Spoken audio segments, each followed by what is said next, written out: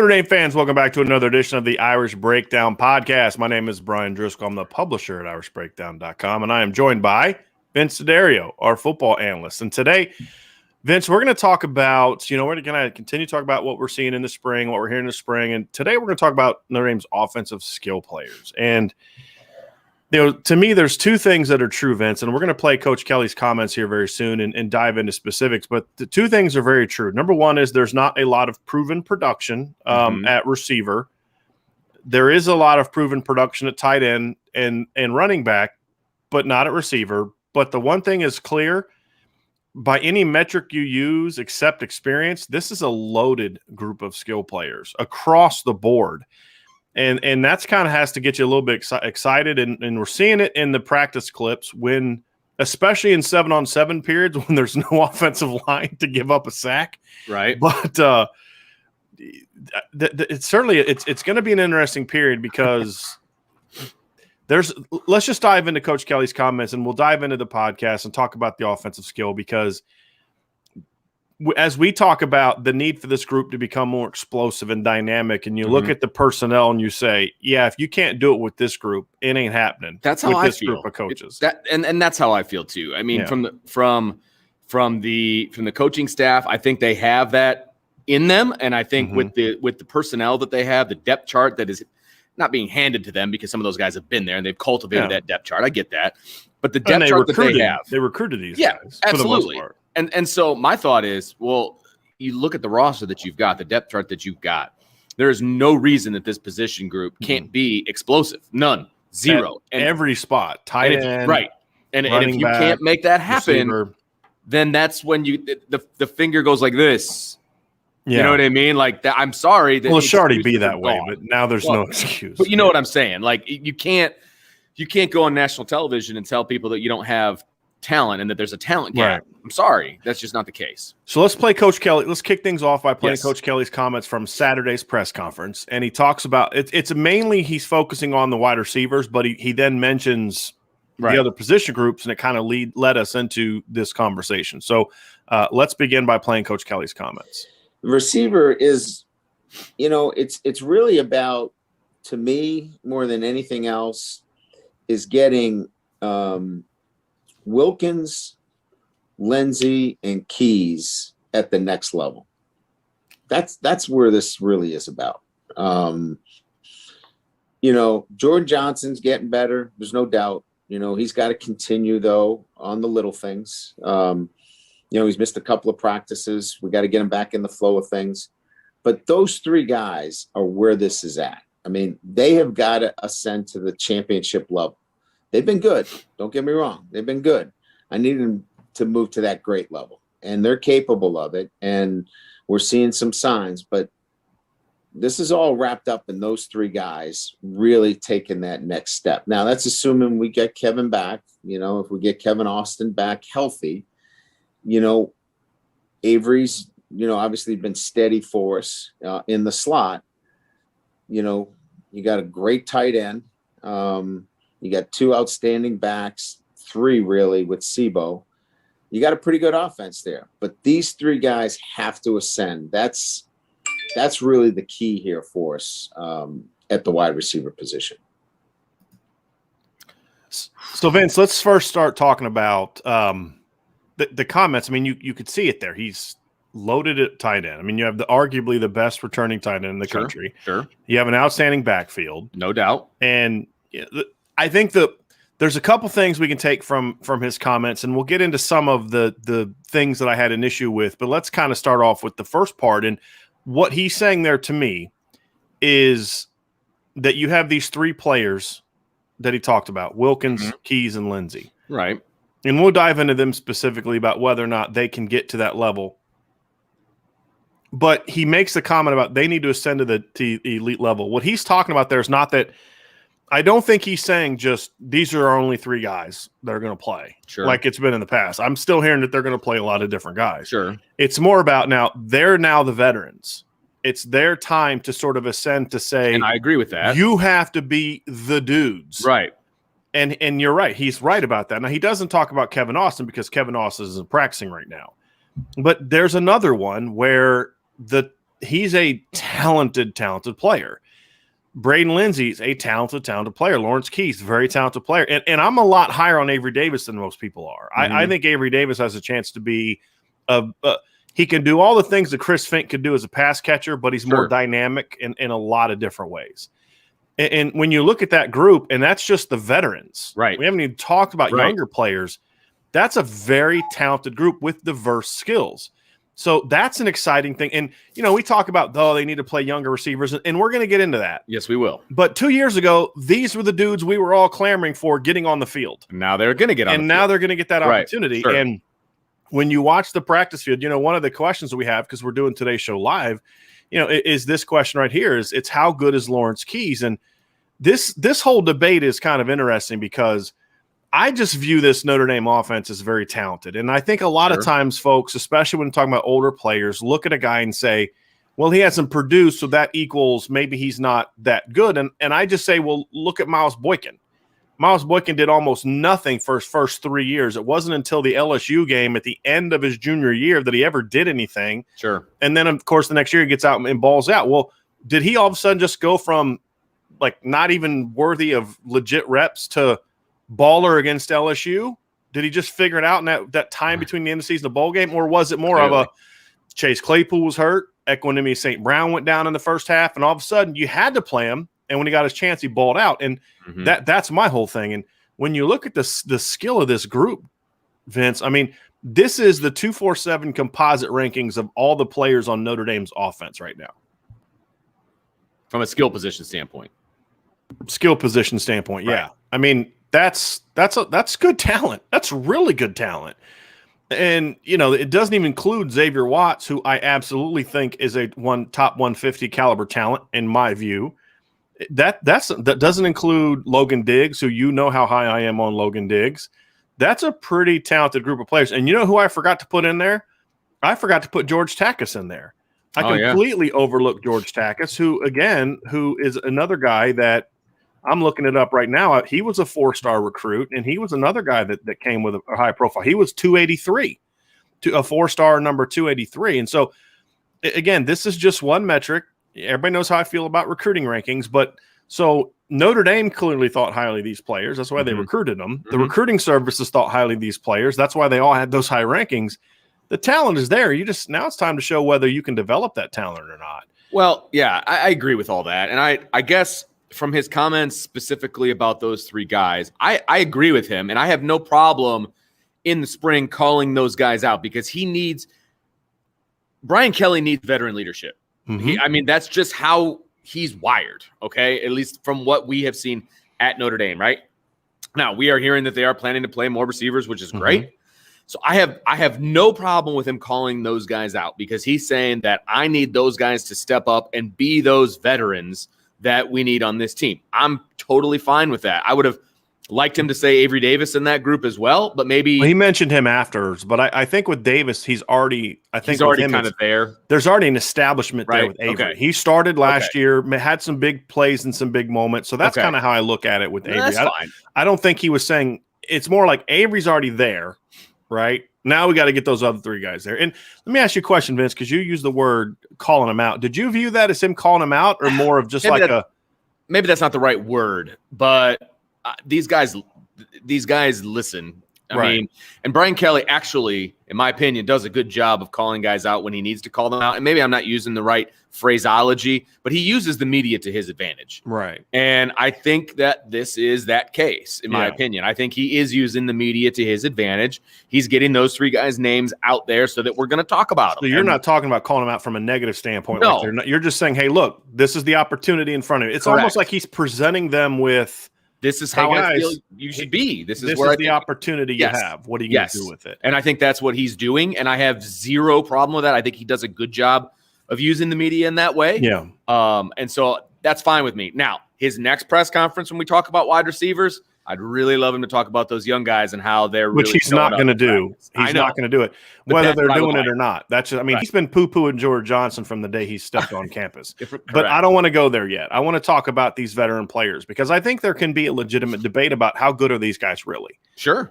And I think what we find in fandom, especially people that follow recruiting rankings, is we're always really quick to dismiss the older players for that next group of the guys. next new shiny even toy. Guys that we were previously saying we want to see these guys. Right. Well, then their time comes like, well, but I want to see that guy. Yeah, right. I want to see all of them. And the exciting thing for me is I do think these players have talent. And let's dive in first with Lawrence Keys. And the reason I want to talk about Lawrence Keys is because to me, he's the most hotly contested player because I don't think a lot of people are as high on Lawrence Keys as I am. Now, Lawrence coming out of high school was, I think Rivals had him as a 3-star, but ESPN had him as a top 200 player, I believe. I think he was ranked like 150th or something like that by ESPN coming out of New Orleans. Same area that Devontae Smith came out of. And he came with a very strong reputation. He was an outstanding high school player. Mm-hmm. I loved Lawrence Keys coming out. And look, Lawrence Keys is really getting an opportunity to play once his entire career, like legitimate snaps. And that was early in 2019 when you had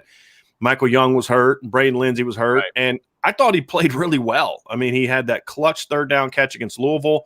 He had a great sideline catch to set up a score against Georgia, which I thought was huge. And that was even playing, I think, a little out of position. I think he's more of an inside guy than an outside guy, but he still showed that excellent ball skills against Georgia. He's the guy that we have seen make more plays than any other wide receiver in this group on the practice clips. When I put out the practice clips yesterday, I was like, another practice, another video where we're seeing Lawrence Keys make plays. I mean, that's the thing that excites me is we're seeing him making plays in scramble drills. We're seeing him make plays down the field. We're seeing him do a ton of plays, and this is what I've always felt Lawrence Keys could do. I thought he's a great route runner. He's a lot better athlete than people realize. This is a kid that, to me, Vince, could be sort of that breakout player for Notre Dame. I absolutely think he has the talent to be that. Sure. He just didn't come with the recruiting profile of maybe some of the other guys on the board. But when you watch him make plays and then you say, well, that's the guy that I saw in high school. That's the Lawrence Keys that I saw in high school. And if he gets that shot, that makes it exciting. But then the question is, Vince, do you use him and Avery Davis in a rotation? Or do you try to figure out ways to get them both on the field at the same time? That's what we don't know if they're going to do that. Right. And I think they can use them together. Yes, but agreed. will they? That's a question for me. I think it needs to be a combination of the two, right? I mean, I think they're both slot receivers. I have no problem with that.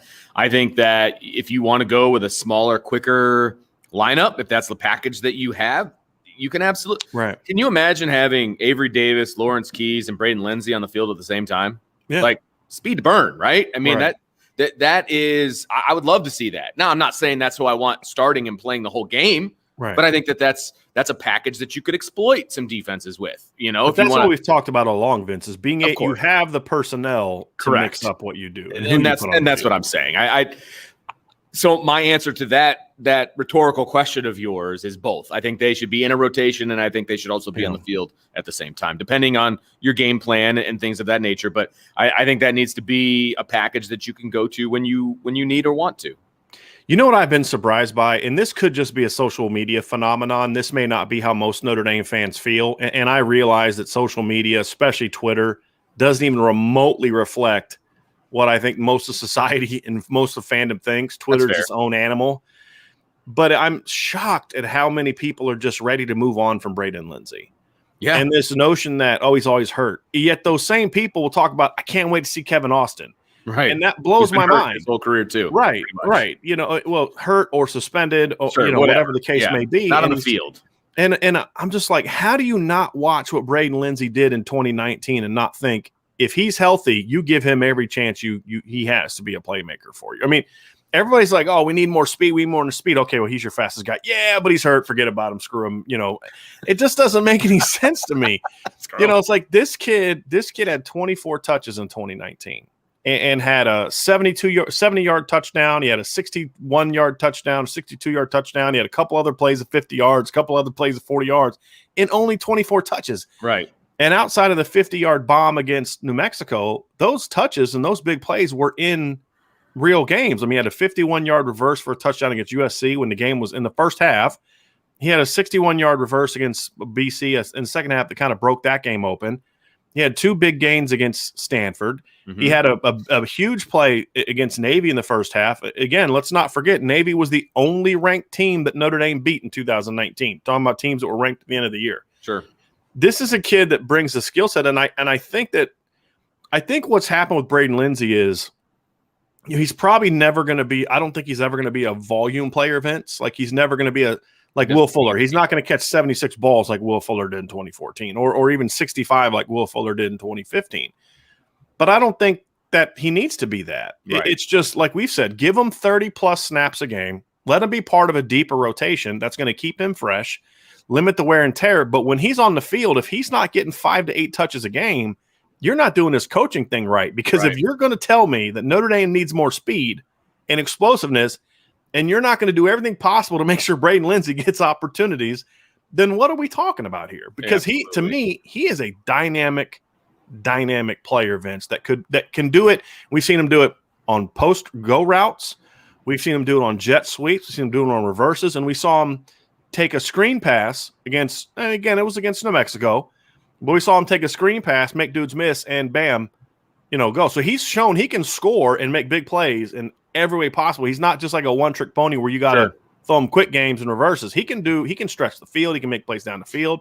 You got to get this guy. You got to make this guy a focal point of your offense. And he, for his part, Vince, he's got to stay healthier, and he's got to do a better job of, to me, enhancing his overall game. Well, and I think that the coaching staff knows his injury history, obviously, and so I'm hoping that they're smart with it. They're not just going to start Braden Lindsey and keep him out there the whole game. Like you got to think to yourself, okay, this kid has X snaps in him for the season, and you need to be smart about that.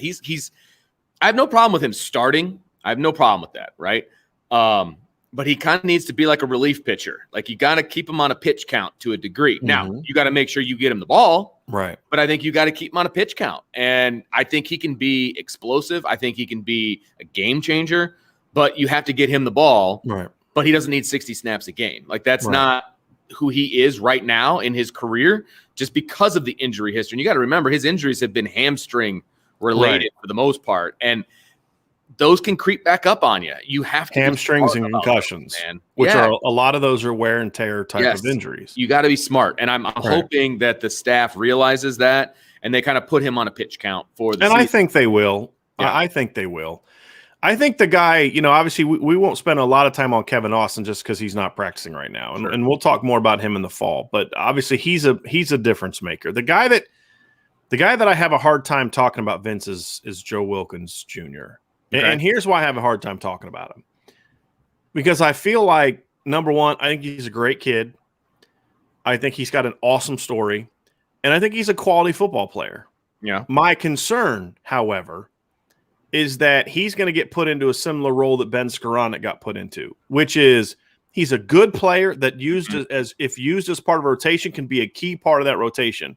Sure. My concern, however, it is that they're going to try to force him into an every down role, and they're going to force him into sort of like he's going to be a volume guy, right? And I just don't see that, and that's my concern. And the reason I'm concerned about that is because he's a veteran now, and that's just what we've seen. So, whereas he's going to get a long leash of big opportunities.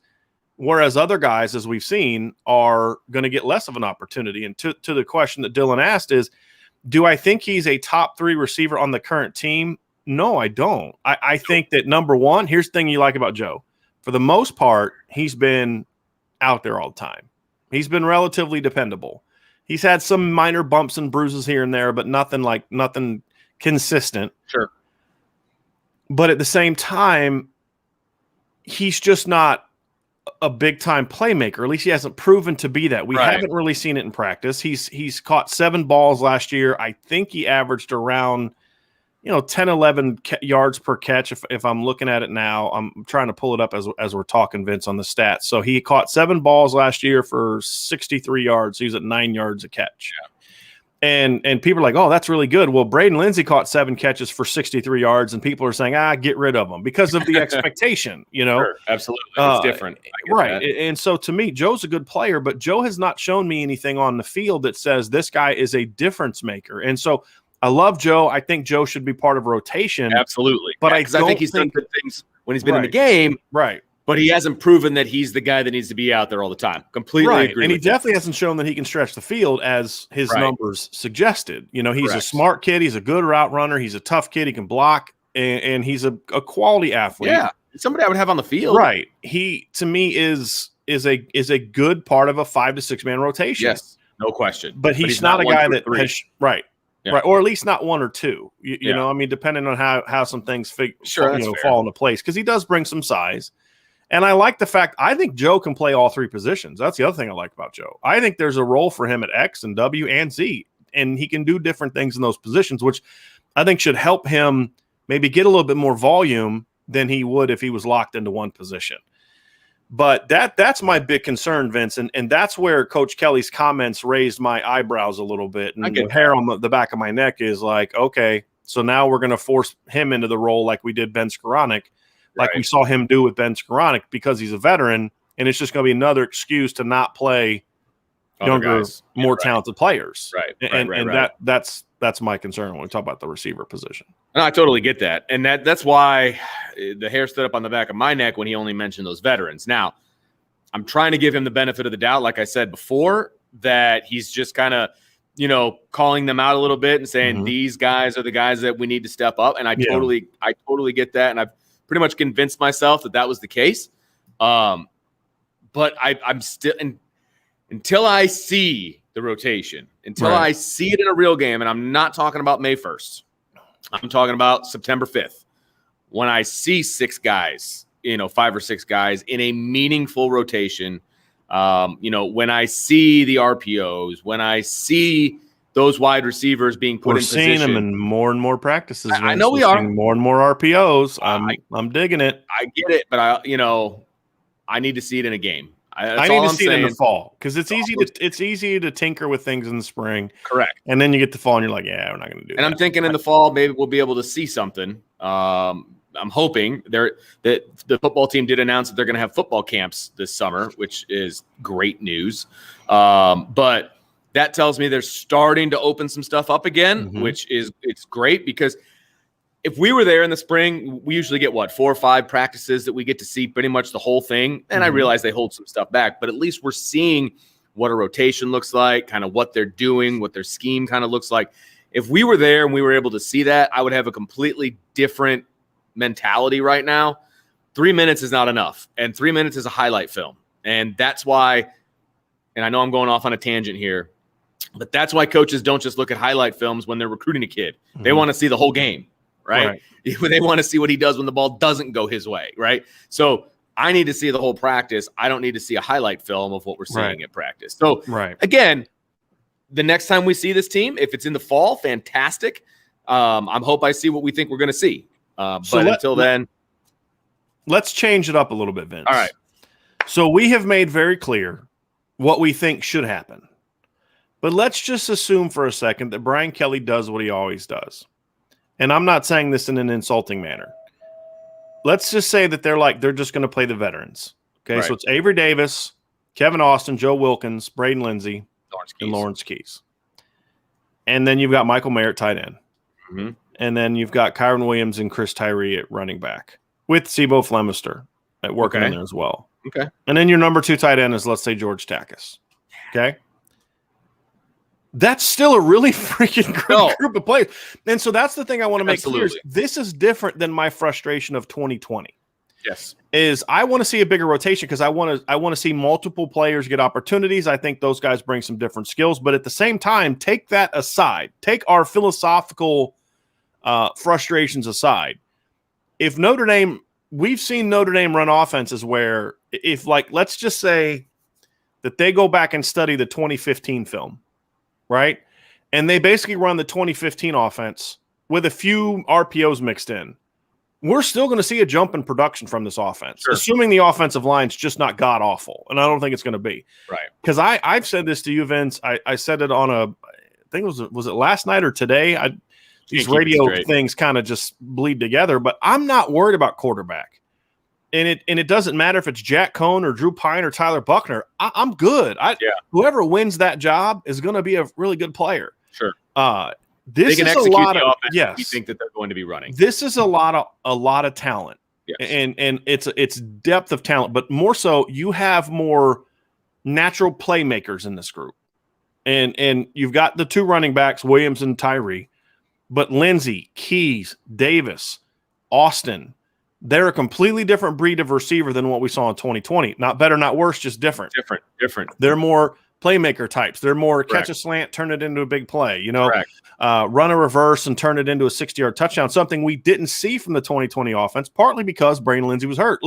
In defense of the staff, if Braden Lindsey doesn't get hurt last year, if Kevin Austin doesn't get hurt last year, they play a lot more. They would have got the ball a lot more. Sure. So it's not like they just were like, hey, we're not going to play Lindsey. We're not going to play Austin. Lawrence Keys was sick a couple times last year, missed some games because of different things. So there was some stuff that went against the staff last year that made it harder for them to get those juniors, guys that they would have played in the game. Forget the fact that they didn't do a very good job, and the receivers coach is doing a really poor job of developing younger players and has been doing it since he's been here. These older players give Notre Dame a lot of talent, Vince, because as we showed in that thing, you've got Kyron Williams and Chris Tyree at running back. That's going to be, in my opinion, and I could be off here, that's going to be one of the 5 best 1-2 punches in college football next year at running back, in my opinion. You've got arguably the best tight end in the country in Michael Mayer coming back. And another group of receivers, there's a lot of teams in the ACC, there's a lot of teams on Notre Dame's schedule that if you said, hey, we'll give you George Takis, Kane Barong, and Kevin Bauman, will you take that trade? Yeah, sign me up, absolutely. And those are Notre Dame's 2, 3, and 4 receivers, right? Tight ends, yes. So, I mean, that's the exciting thing, though, Vince, is, frustrations about the rotations and not playing younger players and all that kind of stuff. Just looking at what they have and who Brian Kelly talked about. Sure. That's the exciting thing about what this offense can be because, Vince, there's a lot of athleticism and talent in that group. No, there is. And you bring up a good point because the quote-unquote veterans that you just brought up, this is a really good group. And they're about 6 deep of veterans. And that doesn't count Xavier Watson, Jordan Johnson, because they're not veterans, right? They're young guys. And so – or Lorenzo Styles or Deion Colsey. Correct. So if they go with that veteran group only, I have no problem with that. Here's my caveat to that, though. You need to find time. You need to find opportunities to get those younger guys in when the game still counts. Sure. Okay. I'm not saying they necessarily, if that's your group, if that's your top 6, that's fine. But I still need to see some of those younger guys get some opportunities so that they're ready when their name is called to be in that rotation. Right. Okay. And I also want them to get the opportunity to be in that rotation. I don't want them to be on the outside looking in just because this is their second year on campus. And I'm not saying it is that way. I'm not saying it's not that way. I'm just saying I want those guys to have an opportunity. If it ends up being just the veterans, that's cool because you're right. There's a ton of talent there, and they can be explosive. And if the changes are being made to the offense that we believe are being made, those guys are going to have a heck of an explosive year. I just need to see those other guys on the field given some opportunities. I get that. I mean, I get that, right? I get that, and I'm not disagreeing with you on that. But at the same time, every show, I don't want it to be about what they should do. And I think the part of the excitement for me is, as I look at this team, is even if they don't do what you and I think they should do, because we watch every other good college offense in the country and we see them do those things, even if they don't do that, there's still a ton of playmakers on this group. There's no reason that this team, even if they don't make the right decisions, that this team shouldn't be more dynamic. And I just going to accidentally back themselves into having playmakers on the field because that's what they've got on the roster. Right. Yeah, and when I look at, like, when people talk about the conservative nature of the play calling last year, I think that was built around because that's what they felt they needed to do with that personnel. I think Brian Kelly is conservative in his approach on offense, but at the same time, we've seen him when he's had explosive playmakers, he'll take advantage of that to a degree. Right. We still haven't seen them score like the 40 points a game like they need to. Even the Will Fuller team you had 3 first-round picks on the offensive line. You had Will Fuller, Chris Brown, Amir Carlisle, CJ Prosise, Josh Adams. They still only scored 34.2 points per game because, we could get into the reasons why. But I just feel like, Vince, even if he doesn't do what you're saying, and again, I agree with you. 100%. I want to see those things. But what I'm trying to say is, and I want people to understand is, even if he doesn't do that, this offense should score a lot more. Right. If they don't, it's not about, they say it's not the X's and O's, it's the Jimmies and Joes. That is one of the worst phrases in football. and because because fans who don't coach, and I think a lot of fans get this, but there's some that take that and they say, well, if you recruit great players, you're going to be great. That's nonsense. Absolute nonsense. Otherwise, why does Florida State suck so bad? Why isn't USC winning more games? Right. And so it's you have to have the Jimmies and Joes, but at the same time, you have to put them into schemes that make them more effective. And Alabama, the last 3 years, is a perfect example. Alabama recruited 5 stars at receiver and running back and offensive line for a decade. And they never came close to having the kind of scoring offenses they made the last 3 years when they made a schematic change. Right. But so my point is, you have to have talent's great, but you have to put that talent in position to be successful. But what I will say is, with as good as I think this defense can be, this is why I'm confident that we're going to see another 10+ win season, because offensively, there's enough talent there to where you should be able to outscore all but 10 teams on your schedule, regular season schedule. The other 2, you maybe got to make some plays against. And that's kind of where I'm coming from, Vince. I think that's where my excitement comes from I guess it's if I could say it this way, there's so much talent in the upper classes at receiver, and then of course at running back and tight end in general, positions where they've been more prone, especially tight end, more prone to play young guys, although we've never seen them play a freshman the way that they did Michael Mayer last year. We saw Alizé Mack played, well, he was Alizé Jones at the time in 2015, but that was partly because Durham Smythe got hurt in the second game of the year. He went out for most of the year at that point in time. But even then, Alizé caught 13 balls that year. Michael Mayer caught 42 last year with a healthy tight end depth chart, So you look at it and you say, man, there's no excuse not to do this. And now there's obviously more pressure on the offensive line, and we'll talk about the offensive line in later podcasts. But, man, that's getting interesting. If you're a quarterback, you're looking around and you're saying, oh, it's like Christmas. I got all the – and the thing about it too, Vince, there's a lot of different types of skill sets. And, for example, Braden Lindsey is a elite, speed guy. Lawrence Keys is more of a shifty guy. To answer one of the questions that Dylan Hoffman had, who do you think is the best route runner in that group? Lawrence Keys, in my opinion. I think Lawrence Keys is, because he's a different type of player than Braden Lindsey. There's just a lot of different types of skills, and to me, as a quarterback, that's what I like. As an offensive coordinator, I like it even more, because now you're less prone to bad matchups. And what I mean by that is, you look at like the Clemson game, the Cotton Bowl in 2018. Clemson had 2 big, long corners. Now, they weren't as big as Chase Claypool and Miles Boykin when you had Trayvon Mullen and you had the other kid, A.J. Terrell. They weren't 6'4", but they were both 6 foot plus with long arms. And so they could match up better against Claypool and Boykin than other teams, right? So you couldn't necessarily just out-muscle them the whole game.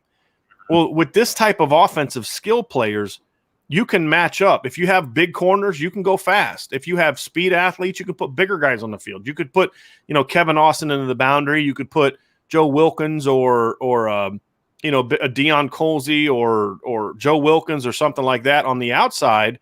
And then you could go 2 tight ends, and all of a sudden it's like, okay, now what are you going to do, right? And that's what I like about it too, Vince, is there's like in 2015, for example, when they had all those fast guys, when they played Ohio State in the bowl game, Ohio State could match them athletically with their secondary.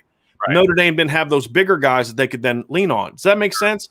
And that's the thing that I really like about this group is this is from just a pure potential standpoint. This has the chance to be Notre Dame's best all-around group of skill players from a depth standpoint. So, no, there's no Will Fuller at receiver, but Michael Mayer is going to be way better than anybody they had at tight end in 2015 because Smythe was hurt and Alizé Mack was just a freshman, right? And Mayer's just a better player than Alizé Mack was. Running back, TJ Prosise got hurt.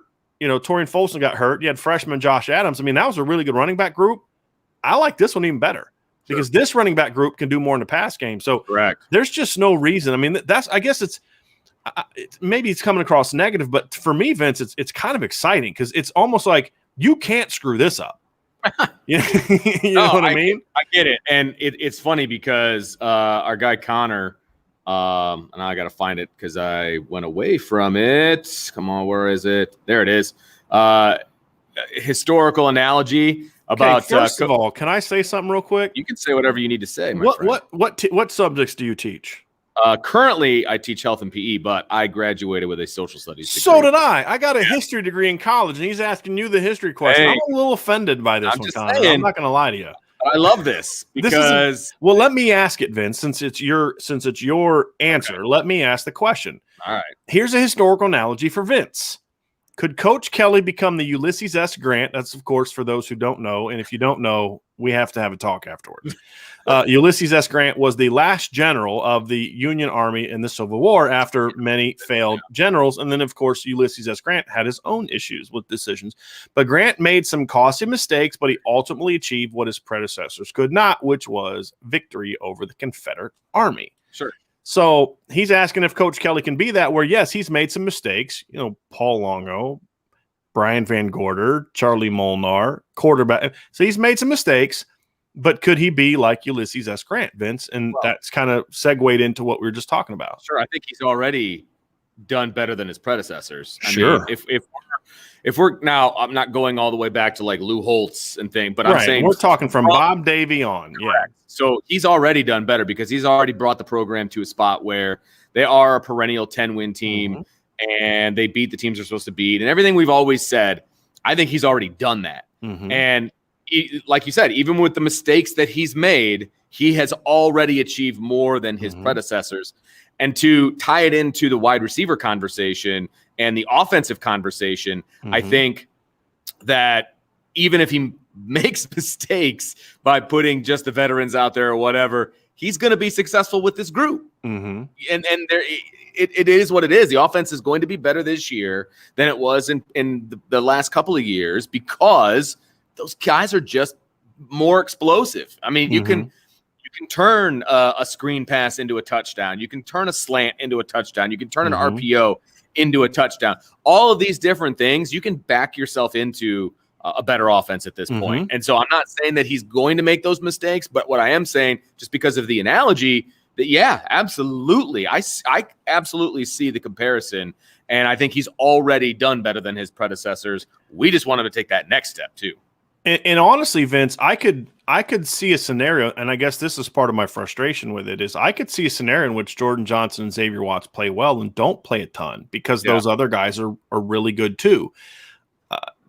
And that's why we were all clamoring for them to play more in the past. I mean, these guys are very talented. They're very talented players, and that's kind of the exciting part. You know, you talk about backing into it. Yeah, there's a little bit of that, but it's the exciting thing. I mean, and here's the other thing too about this. That is one of the things that hurt Ian Book recently, right? One of the things that hurt Ian Book was Ian Book, especially last year, had to be right all the time. Correct. And what I mean by that is they just didn't really have the receivers. Now, Javon McKinley could make some plays down the field, but once he made the catch, 40 yards down the field, he was kind of getting caught there. And a lot of times you still had to go another 40 yards. There was nobody that he could just say, hit a slant or a screen or whatever to, and he's going to take it to the house. We just didn't see a lot of that. And when you look at Alabama and you look at Clemson and you look at Ohio State, not as much this past year, but in previous years, especially like in 2018 when Dwayne Haskins was a quarterback. Dwayne Haskins threw more crossing routes for long touchdowns than any quarterback I've ever seen in my life, because of how good those receivers were, and you just didn't have that. And so it forced Ian to make more plays and to do different things. And the more you have to do that, then the more prone you are to miss a read or miss a throw or do all those types of things. And so I think that limited his ability to where when you look at this current group and you look at whoever the quarterback is, Jack Cohn, Tyler Buckner, Drew Pine, I don't care who it is, and you can use those three in any order you want, it's going to take a lot of pressure off of them because they are going to have more guys, and it's not just one guy. Whereas if Braden Lindsey's hurt, it takes away your whole game plan. That's not true anymore. And that's where Braden's got to prove to stay healthy, because if he's out, then put Lawrence Keys in there. Put Xavier Watts in there. Put Lorenzo Styles in there. You have other guys that can be that. And so your margin for error in regards to if Kevin Austin gets hurt, okay, play Jordan Johnson. Play Deion Colsey. Play Joe Wilkins, right? And That's what I like about this group, Vince, is because there is so much depth that as long as you don't screw it up and not develop these guys, you have more of a margin for error. And that is so important in today's football. And I'm not even talking about this. Let's take it next level. It's not even about, is this good enough to beat Wisconsin and North Carolina and Navy and Purdue and Florida State and those states? This is, to me, this is good enough talent if you use it. And this is to your point. If you use it correctly, this is good enough talent to where you say, this gives you the depth of playmaking ability that I would like to see this offense, if used correctly, matched up against anybody. Right. And I guess that's the exciting thing for me if we're talking skill. Now, offensive line, we'll get into that later. But skill-wise, there's no excuses. This group can battle people. I want to see this group of skill players get you, and that's to your point, get used in a way, because I think there's a lot of playmaking in this group that say, hey, let's go battle Bama. Let's see what Bama can do. Let's see what Clemson can do. Let's see what Ohio State can do. When they got Ohio State and Clemson on their regular season schedule. But Tom pretty much says exactly what I kind of wanted to bring up here. He says, given the potential of a top 10 defense and a young, inexperienced O-line, is there a chance the staff runs a more conservative offense? I would say the exact opposite. Exactly. When I've got an inexperienced offensive line, I want to get the ball out of my quarterback's hands that much faster. You can't be conservative with an inexperienced offensive line. Conservative to me means, 5-step drops. It means handing the ball off a lot, all that. I want the ball out of the quarterback's hands. I want quick reads. I want screens. I want, all of those different RPOs, because the offensive line isn't wrong. That's the kind of stuff I want. And that will in turn it into an explosive offense, So I think it's the exact opposite, Tom. And thanks for the question. I mean, I think it's a fair question. And I think perhaps Tom is looking at it like conservative could mean getting the ball out quickly and those type of things too. There's the other way.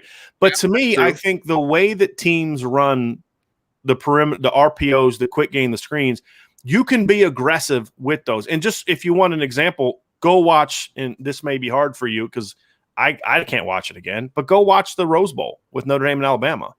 I mean, Alabama completed 0 passes past 20 yards. Right. 0. Right. All underneath. But they were aggressive. They were still aggressive because they're quick. Aggressiveness can also mean you're pushing the tempo. It doesn't necessarily always mean I'm throwing a bunch of 40-yard bombs.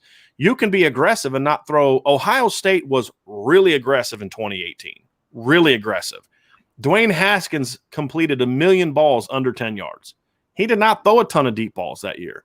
But because aggressiveness is more in today's game, Vince, you know this. Aggressiveness doesn't always mean throwing bombs all the time. Right, exactly. It's tempo. It's getting the ball out quickly, using your formations, your motions, your shifts, your personnel to get isolations, to get yourself in numbers advantages, leverage advantages, matchup one-on-one advantages, things like. I feel you, Hawk. I know. Like I said, I get it. I get it. If you can't watch that game again, I understand. But that's what I'm saying is that was a perfect example of a team that was not throwing it. Aggressiveness to them was not throwing it 1 million miles downfield. However, that to your point, Vince, conservative to me is a lot like what we saw last year, which is run the ball a lot on first and second down.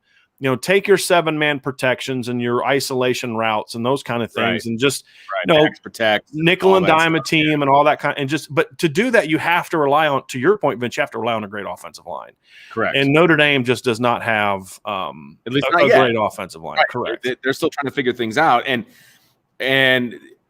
the offense that we're talking about, quick game and things of that nature. That can open up the deep ball. Right. If that's what people are looking for, right? If a team is constantly using RPOs and everything that's close to the line of scrimmage, well, what's the defense going to do? They're going to start coming a little closer to to the line of scrimmage, and they're going to put more guys in the box. They're going to do all those different things. Well, that's when you open it up and go over the top, right? It's not go over the top and then go underneath. It's go underneath, then go over the top, if that makes sense. Yeah, so, absolutely. So all of those things can still happen. And you've got guys that are fast enough that you don't necessarily need an amazing offensive line to go deep. You don't. Right. I mean, you're already in shotgun.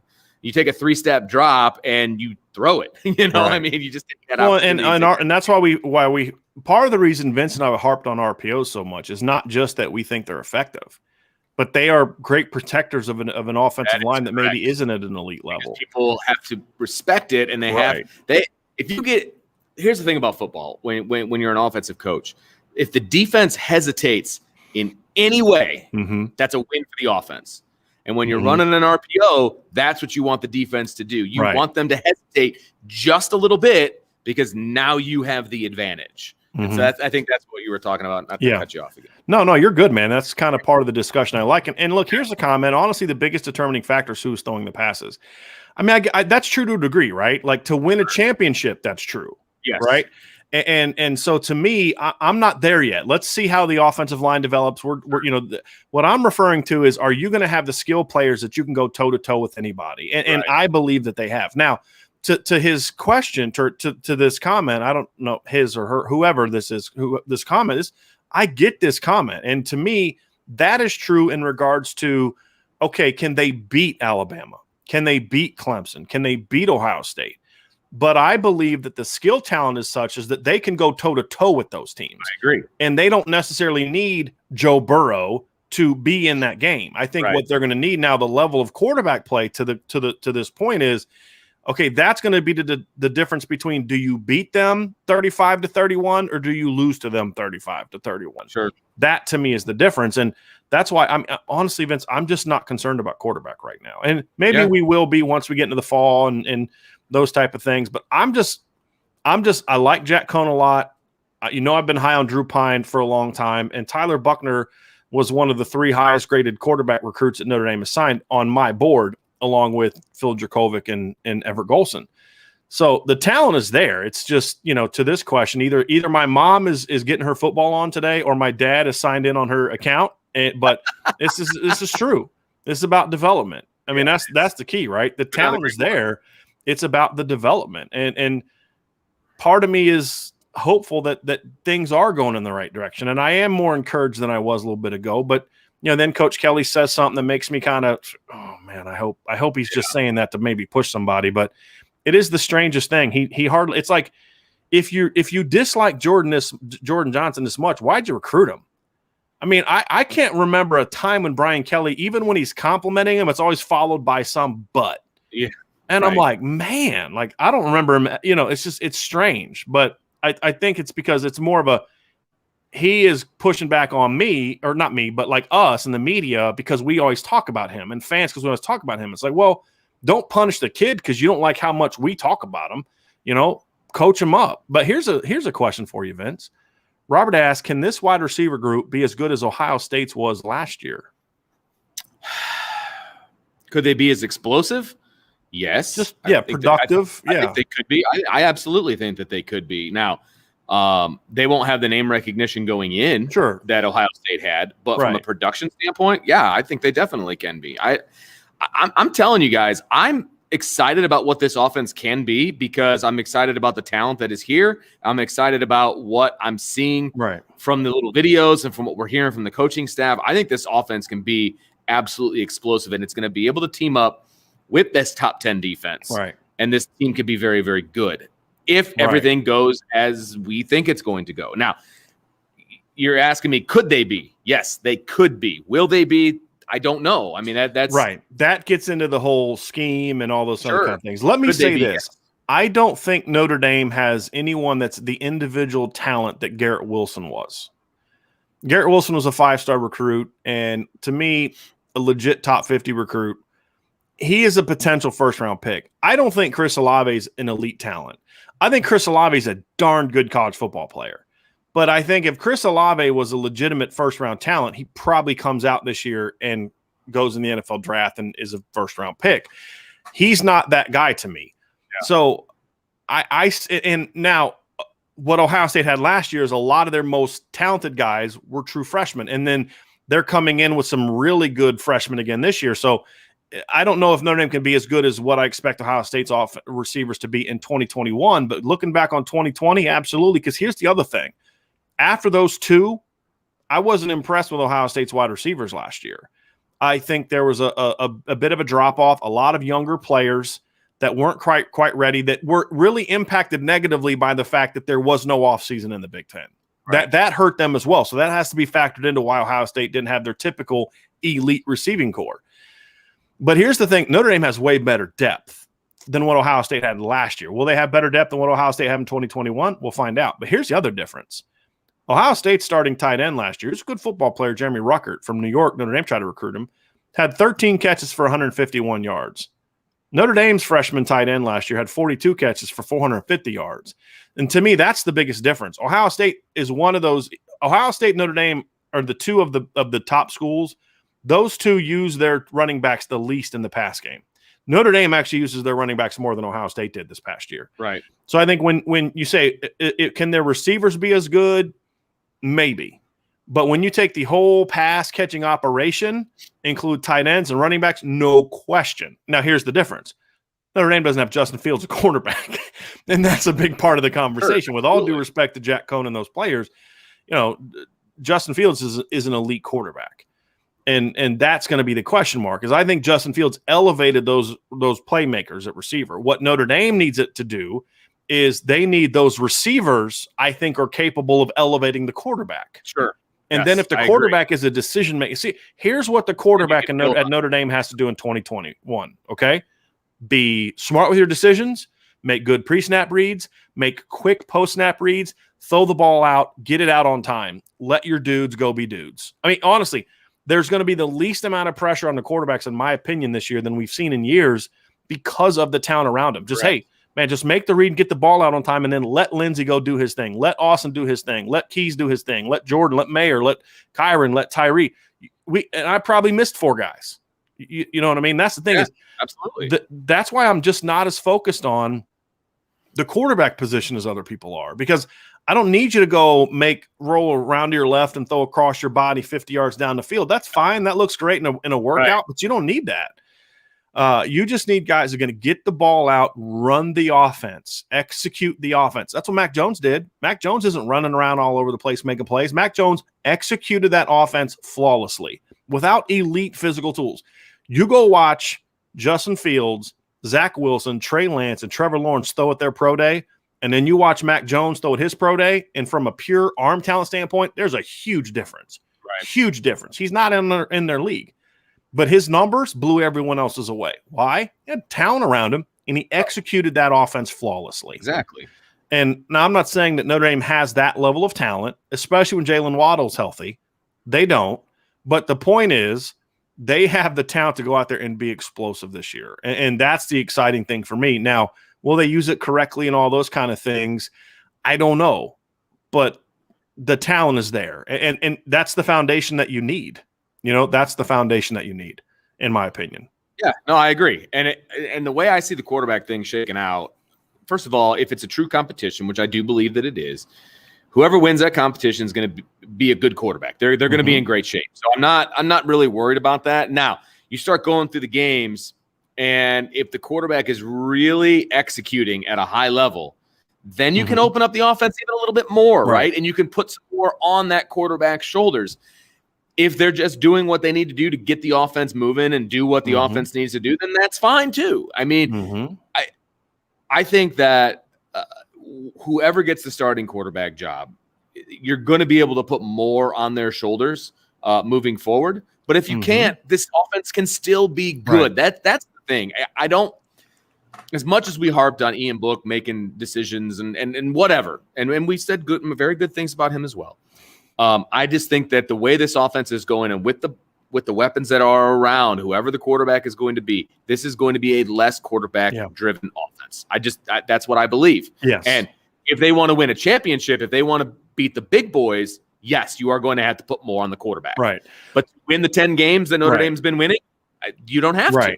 But what I guess what I would say is it's what I think the talent requires or gives you the opportunity to do is you don't have to make the big plays. You look at Mac Jones against Notre Dame. I'll repeat again. He not only didn't complete a pass beyond 20 yards from the line of scrimmage, he only attempted one. Right? Mac Jones was not making the plays against Notre Dame that Justin Fields had to make against Clemson to win there. I mean, he was throwing bombs. Right. Notre Dame doesn't need that. And Mac Jones proved that. Got broken up got picked. Got picked off by Hamilton. Yeah. It's about executing the game plan flawlessly. And sometimes it's going to require you to make a play. And to beat the big boys, you're going to have to make some of those plays. But I think what we're both saying is that you don't need the quarterback to be Hercules to win those games. Now, you've got to make the right read. You've got to make the right decision. Sometimes making a play is just, for a quarterback, is you see the blitz, you drop back, you hit your drop, and just get it out quickly. Let your playmaker go make a play. No doubt. Sometimes that can be it. So, Vince, that's kind of what our discussion here. We do have some questions and some comments that I want to get to.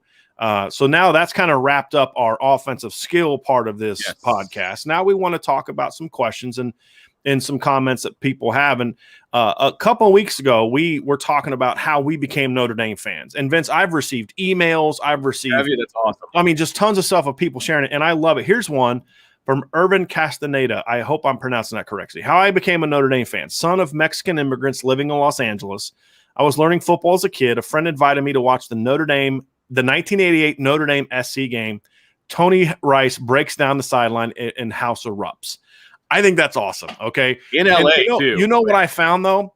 I found, because when you think about Mexico and that, it's a much heavier Catholic area than we are. And I found a lot of people that have immigrated from Mexico, if they like football, they're Notre Dame fans, which is pretty cool. And so 1988 Notre Dame USC, which is, by the way, the same year I really became a big Notre Dame fan. My game was more of the Miami game was it for me. That was when I was hook, line, and sinker. The interesting thing about that 88 USC game that Irvin brings up is I have a memory of that game too. You remember those big satellite TVs they had back in the day? They were like the little mini in-house screens, and they had the giant satellite in the backyard. I had this friend named Jameson Jennings whose dad had one of those. And so we watched the 88 Notre Dame USC game because it was on ABC on one of those big like television screen, like they look like movie theater type of things. You know what I'm talking about? And you had to have those giant satellites in the backyard, like look like you were like looking up at the moon or something. And that's how I watched that game, which was pretty cool to be able to watch that game on here. Troy McIntosh had sort of a comment question, Vince, that I want to address here. He says, and I get where I think that he's coming from a good place. I think this makes a lot of sense. When he, quote unquote, calls kids out, is there a possibility he is letting them know they could get passed by Xavier Watts, Jordan Johnson, Lorenzo Styles, and Kevin Austin? I would say, Troy, in theory, I think you could absolutely be onto something. The only reason I'm less skeptical, or why I'm less accepting of that and more skeptical, is just looking at Coach Kelly's history. Right. Because he hasn't been willing to use young players to push guys aside. Sure. We just haven't seen him do it. So to me, part of taking into context of a comment, like Coach Kelly made, is to say, well, what's the history been like? So if you're certain positions, if you're a young offensive lineman, we've seen young freshmen, redshirt freshmen, and true freshmen play at Notre Dame, especially redshirt freshmen. So yeah, if you're a veteran offensive lineman, I think there's a chance you could say, okay, look, if you don't step up, we're going to play Rocco Spindler. And okay, well, that's probably challenging some of those older guys to step up because they have played freshmen. We saw Robert Hainsey, Steve Elmer, definitely seen them play redshirt freshmen. But when you look at Coach Kelly's history, they just haven't used young guys like that. And the only times they have are when they just didn't have any other older guys to play. And 2016 is a perfect example. TJ Jones is an example. Who else are going to play? John Goodman? There really wasn't anybody else to play. So that's why I'm a little skeptical about whether or not he's doing that. Now, if that's what Coach Kelly is doing and Troy's right, great. That's awesome. That's where your competition should be. That's how you should. Hey, look, veterans, you don't want to bring it every day. That's fine. Jordan's chomping at the bit. X is chomping at the bit. Sure. Lorenzo's chomping at the bit. When Deion Colsey gets here in August, he's going to be chomping at the bit. So if you don't want to bring it, then we're going to. I'm skeptical just because of the 10 years of history that we've seen from Coach Kelly. Thomas Walsh says there's an embarrassment of riches on offense, hoping Kelly unleashes Reese a bit on play calling. 100% agree. Yep. I in my head. Yeah, exactly. We've had a lot of comments about quarterback. Here's one from Hawk One. Drew Pine throws an amazing ball. Looks special to me. Hopefully Buckner stays with us. But Pine looks to be promising despite his size, but his arm is special, tightest spiral I've seen. Drew, that's why we've been talking about Drew from a while ago. We were catching flack for saying, hey, you don't sleep on Drew Pine. Oh, you're an idiot. You don't know what you're talking about. Well, he's a pretty good football player. I like what Drew can do. But it just goes to say, look, it's natural that people are going to pick their pick their guys. You know, hey, look, I'm a Cone guy. I'm Team Pine. I'm Team Buckner.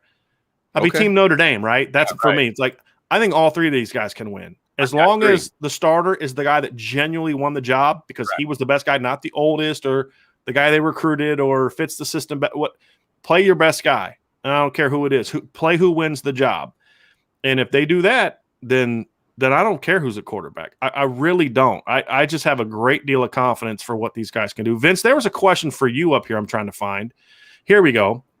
This is from Emmanuel Butler. Vince, this was for you. How does Notre Dame bridge the gap between the skill players to play with the other top tier programs? How does Notre Dame beat the Alabama, Clemson, and Ohio States of college football? Well, I mean, I think they're on the right path. They've got guys. They've got the guys on the roster to do that. You talked about the Jimmies and Joes and X's and O's. They've got the Jimmies and Joes, in my opinion. Now you need a little bit of X's and O's. And again, it appears as though they're moving in the right direction with all of that so that they can compete. They can compete, with those top tier programs. Now, I also said, and we also said, that it doesn't matter who the quarterback is. They're going to be able to make this offense what it needs to be, et cetera, et cetera.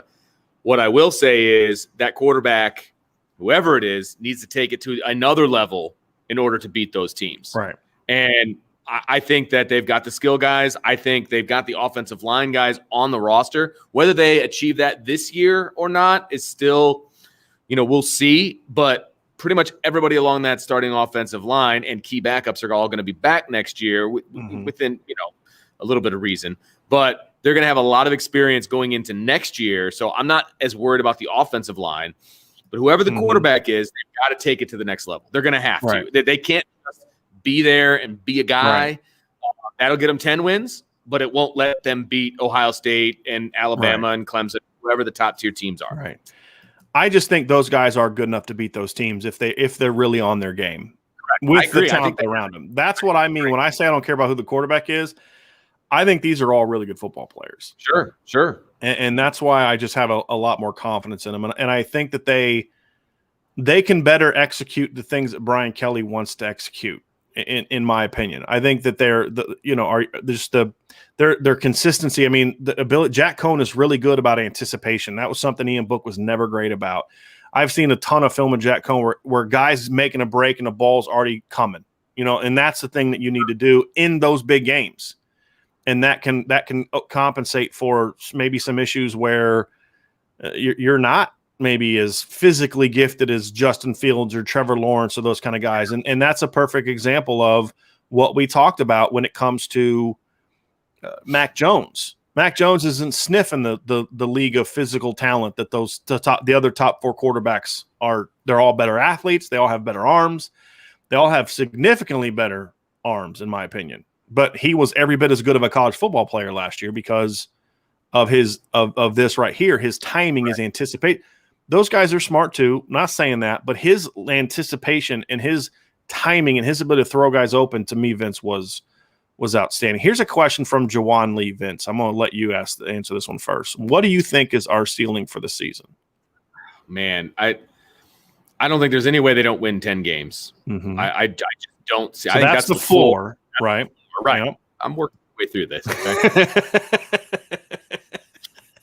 That's the floor for me. Now you're talking, and I would be hard pressed right now to pick out 2 losses.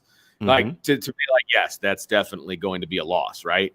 So, I mean, the ceiling is an undefeated season in my opinion. Now they do. Now, can I ask a question? Do you mean undefeated regular season, or are you talking about just in general? Like, okay, undefeated regular season, and then that obviously gets them into the playoff. I'm going to need to see more to be convinced that they can win a playoff game at this point. But for me, the ceiling is an undefeated regular season. This schedule works out really well for Notre Dame this year. Yeah. It just does. It's not a schedule that scares me in any way. I would not in any way be surprised if they went undefeated. But again, I'm going to need to see some games before I start making any predictions on what they do in the playoff. That's where what I would say, Vince, is the spring for me is the time to talk about the floor. I think we need to see more, to your point, we need to see more in the fall. We need to see does some of these young linemen take another step? And the reason I say that is because that's true for everybody. Really? Everybody in college football right now is well, we're not sure about this. We're not sure about that. This guy has to develop. We're waiting on this to happen. That's with everybody. And so that's why I think it's for me, we got to see maybe there's some injuries that happen in the fall for Notre Dame or other teams. There's just a lot that has to happen before I'm ready to say that. Here's a question, Vince, from Searcher Green 9. If Cohn wins the job, I'm going to give my answer, Vince. I'm curious to see what yours is. If Cohn wins the job, who do you want to see taking the trash snaps, Pine or Buckner more, or like 25 to 75% for one? So trash snaps, late game snaps, when one team out. I would like to see Pine take those snaps. I would like to see Buckner, if he's legitimately pushing for that number 2 job. I've not changed my mind on this. I'd like to see Buckner getting snaps within the game. Whether it be a red zone situation, whether it's a short yardage situation, I would like to see Tyler Buckner still worked in during the game.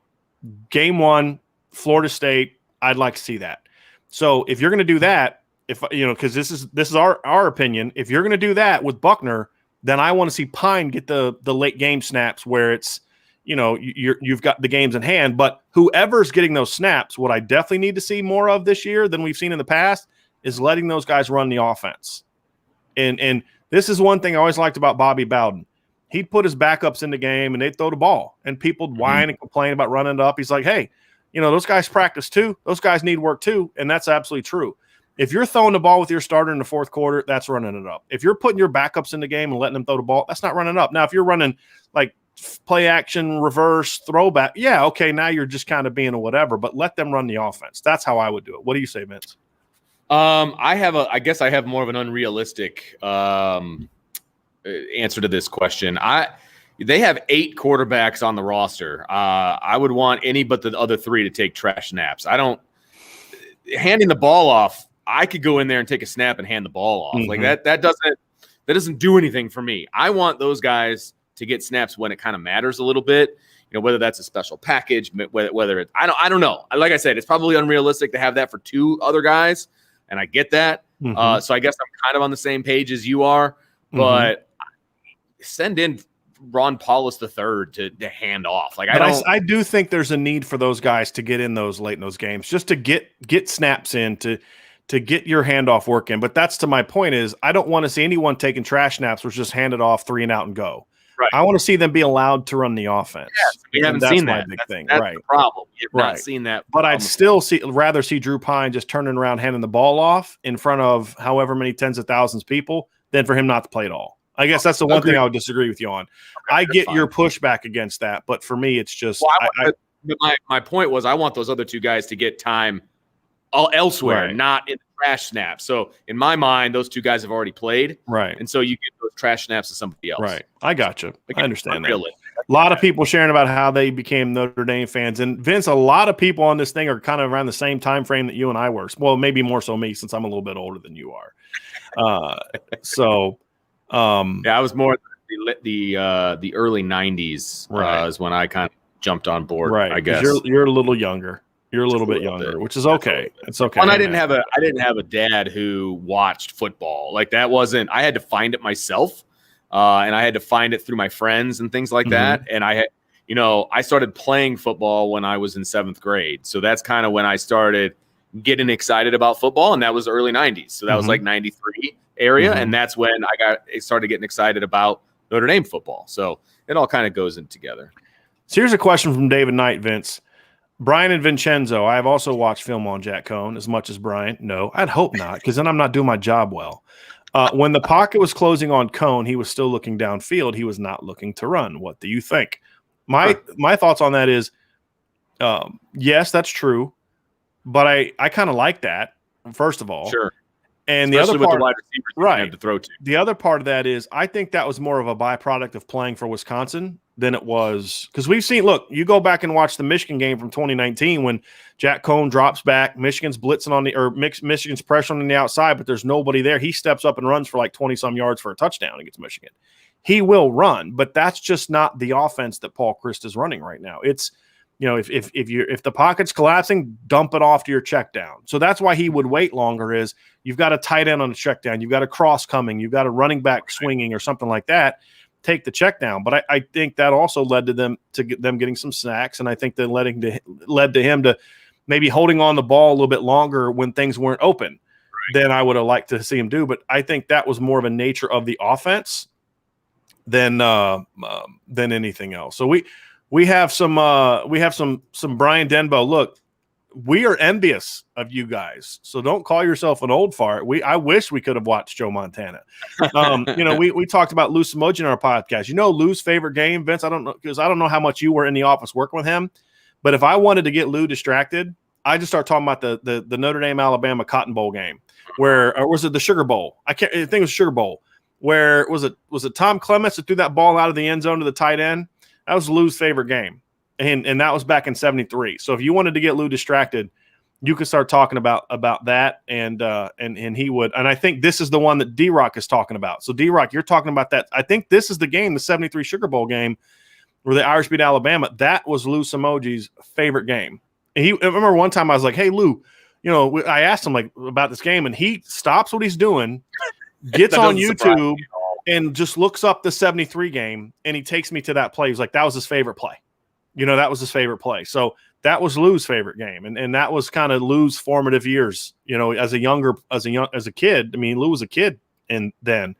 So that was his favorite game. So that's and I think that's what David's talking about, right? David, I think this is the same play that you and D-Rock are all talking, and Lou are all talking about the same play. So definitely. Hawk has something. He's like born in 1978, dude. You're not old. All right. Yes, because if he's old, I'm old because we were born the same year. And look, I got some. Look at the gray. This isn't gray. I had some powdered donuts today, and I just haven't washed them off yet. Well, I haven't. There's serious gray there. I blame my 5 kids, but I was born in 80, so I'm not that far behind you, my friend. There we go, Connor. You're back in my good graces, my man. We're good. We're good.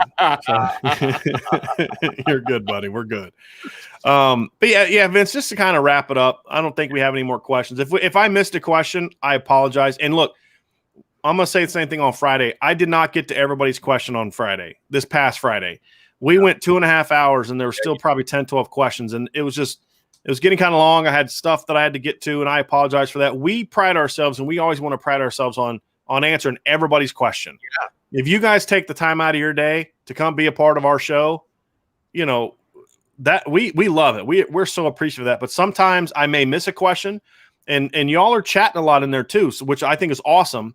So if I ever don't get to your question, it's not intentional. Right. Well, sometimes it is because it's a question that I don't think is one that should be discussed on the air, but that rarely happens. Okay.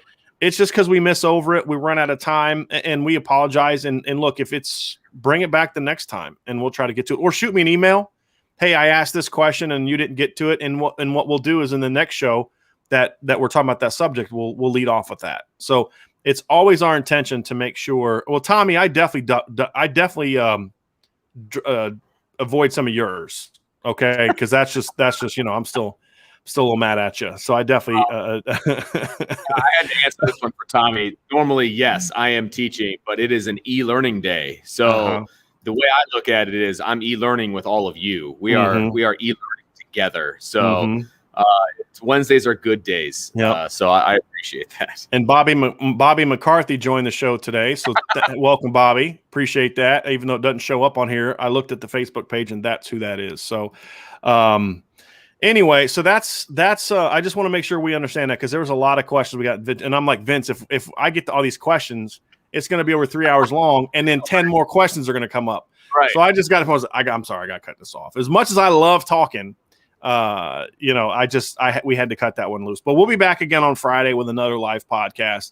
I'm contemplating, I'm not sure if I'm going to do this or not yet. I'm contemplating doing a recruiting show tonight, because we had a recruiting question here about receiver. There was a couple in there. Yeah. And so if you're watching now, I just released my slot receiver big board at irishbreakdown.com. So go check it out. I have some guys that are committed elsewhere in there, just so there's some control. So it's not just like 1-2 dudes. So check. I'm not mad at you, Tommy. I'm just joking with you, buddy. So that's out on the website. Check that out. I'm thinking what I'm going to do tonight is maybe around 8:00. I'm not 100% sure on this. I'll send a reminder as soon as we lock it in. but I may have a recruiting show tonight where I'm going to talk about Notre Dame receivers. You can't be there because you have practice tonight, right, Vince? I do have practice tonight. We'll see. Maybe I'll make a special. Yeah, we'll see. We'll see what time you get home. You'll be in your baseball gear. It'll be great. To have a game. So right, but so we'll talk some receiver recruiting, answer some questions, maybe watch a little bit of film. So we'll do that probably tonight around 8:00 Eastern. So if you guys and gals are able to make it, then we'd love to see you. I'll talk about recruiting, but then also we'll answer some questions about recruiting. So be on the lookout for that. Again, not 100% sure we're going to do that, but I'm leaning towards that right now. Just depends on how much work I can get done between now and then. But anyway, so that's it. That's going to be it for the show. Vince, again, thank you for taking time out of your busy e-learning day to do this show with us. I know it was hard for you to do that. E-learning PE class. Yes. Thanks to everybody else that was part of our show today. This is awesome. So Tommy will not be there tonight. That's awesome. For the best reason ever. For the absolute best reason ever. So appreciate y'all being with us. Stay safe. Have a good time out there. Hopefully you're not in Indiana where we're getting flipping snow the last 2 days, a little bit of snow, although it's finally getting a little sunny today. Check out irishbreakdown.com. As my man D-Rock likes to remind everyone, hit the subscribe button if you're on YouTube, and then also hit the notification bell so that way you know when we are going to have a show where we put something out. And then also, if you're listening on podcasts, make sure that you subscribe on whatever platform you use. Give us a 5-star rating. And, of course, check out irishbreakdown.com. There's always lots of fun things happening there. And we now have someone. We've talked a lot about that 1973 Sugar Bowl. R.J. Gerving or R.J.G. Irving, one of those two, was at the game. That's pretty awesome. He was at that game. So that's really cool. Yeah, and I think then wasn't the Sugar Bowl played on Tulane's campus then? I believe it was. I'm not 100% sure. I think that's what Lou told me when we were talking about with our good friend Lou Samoji, who would know that answer that. But that's the only reason I think I know it is because I think Lou told me that. Because he told me that. So I believe it was at Tulane. It wasn't played in the Superdome because I don't even know if the Superdome was a thing back then. But anyway, thank you all for joining us. Have a great rest of your day, and we will talk to you all again very, very soon.